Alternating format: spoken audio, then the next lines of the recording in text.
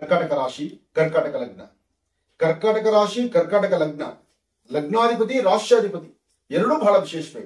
ಆದ್ರೆ ಇಲ್ಲಿ ರಾಶ್ಯಾಧಿಪತಿ ಬಗ್ಗೆ ಹೇಳೋದಾದ್ರೆ ಚಂದ್ರ ಮನಸ್ಕಾರಕ, ಮಾತೃಕಾರಕ, ಪ್ರೀತಿ, ವಾತ್ಸಲ್ಯ, ಬಂಧುತ್ವ, ಬಾಂಧವ್ಯ ಇದೆಲ್ಲವೂ ಸಹಿತ ಚಂದ್ರನಿಂದಲೇ. ನಿಮಗೇನಾದ್ರೂ ಶಾಂತಿ ಸಮಾಧಾನ ಸಿಗಬೇಕಾದ್ರೆ ಅಲ್ಲಿ ಚಂದ್ರನ ಅನುಗ್ರಹ ಬೇಕು. ಅದರಲ್ಲೂ ಬಹಳ ಮುಖ್ಯವಾಗಿ ಶುಭ ಸಂಧ್ಯಾಕಾಲ, ತಂಪಿರತಕ್ಕಂಥ ಕಾಲ. ಆ ತಂಪಾದಂತ ಸಮಯದಲ್ಲಿ ಹಿಂಪಾದಂತ ಗಾಳಿಯನ್ನ ಕಂಡು ಒಂದಿಷ್ಟು ಮನಸ್ಸಿಗೆ ಆನಂದ, ನೆಮ್ಮದಿ ನಿಮಗೆ ಸಿಗಬೇಕಾದ್ರೆ ಅದಕ್ಕೆ ಚಂದ್ರ ಅನುಗ್ರಹ ಬೇಕು. ಅದಕ್ಕಾಗಿ ನೀವು ಪ್ರಾರ್ಥನೆ ಮಾಡಬೇಕಾದ್ದು ಚಂದ್ರಶೇಖರನ್ನ ಪ್ರಾರ್ಥನೆ ಮಾಡಿ ಓಂ ನಮಃ ಶಿವಾಯ ಎಂಬತಕ್ಕಂಥ ಮಂತ್ರವನ್ನ ನಿತ್ಯ ನಿರಂತರ ಪಠನೆ ಮಾಡಿ. ಆ ಓಂ ನಮಃ ಶಿವಾಯ ಎಂಬತಕ್ಕಂಥ ಶಿವ ಮಂತ್ರವನ್ನ ಪಠನೆ ಮಾಡೋದ್ರಿಂದ ಸಾಕಷ್ಟು ಲಾಭವನ್ನು ಸಿದ್ಧಿಪಡಿಸ್ಕೊಳ್ತೀರಿ.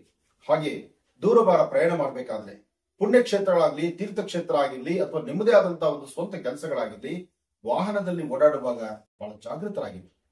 ಅದರಲ್ಲೂ ಮುಂದಿನ 3 ತಿಂಗಳು ಲಾಭಕ್ಕಿನ್ನ ಸ್ವಲ್ಪ ಕಷ್ಟಗಳೇ ಇದೆ, ಒತ್ತಡ ಇದೆ, ಸಮಸ್ಯೆ ಇದೆ, ಉದ್ಯೋಗದಲ್ಲಿ ಸಾಕಷ್ಟು ಅಡಕುದೊಡಕುಗಳಿದೆ.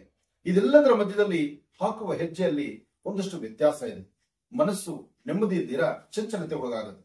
ಇಂತಹ ಸಮಯದಲ್ಲಿ ನೀವು ಮಾಡಬೇಕಾದ್ದು ಚಂದ್ರಶೇಖರನ ಪ್ರಾರ್ಥನೆ ಮಾಡಿ ತ್ರಾಂಬಕೇಶ್ವರನ ಆರಾಧನೆಯೊಂದಿಗೆ ಸಣ್ಣ ಮಕ್ಕಳಿಗಾಗಲಿ, ವಯಸ್ಸಾಗಿರ್ತಕ್ಕಂತಹ ವೃದ್ಧರಿಗಾಗಲಿ, ಸಣ್ಣ ಮಕ್ಕಳು ಅಥವಾ ವಯಸ್ಸಾಗಿರ್ತಕ್ಕಂತಹ ವೃದ್ಧರು ಅಂತಹವರಿಗೆ ಒಂದಿಷ್ಟು ತಿನ್ನಲಿಕ್ಕೆ ಪದಾರ್ಥವನ್ನು ಕೊಟ್ಟು ಅವರ ಆಶೀರ್ವಾದ, ಅವರ ನಗುಮುಖ, ಅವರ ಆ ನಗುಮುಖ ನಿಮ್ಮ ಜೀವನದಲ್ಲಿ ನಗುಮುಖ.